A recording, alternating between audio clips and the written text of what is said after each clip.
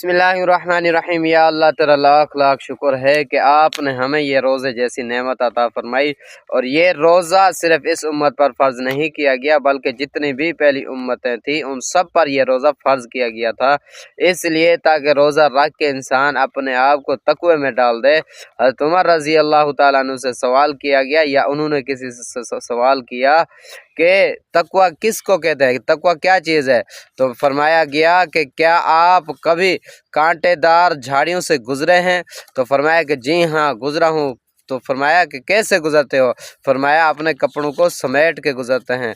तो यही बयान फरमाया कि तक़वा इख्तियार करो ताकि दुनिया के फितनों से अपने आप को समेट से यहाँ से गुजर जाओ। और रोज़ेदार की फ़जीलत बहुत बड़ी फ़जीलत है। सुबह जब इंसान रोज़ा रखता है तो सारा दिन जितनी अल्लाह ताला की मखलूक है, हत्ता कि समंदर में मछलियाँ तक उसके लिए मग़फ़िरत की दुआ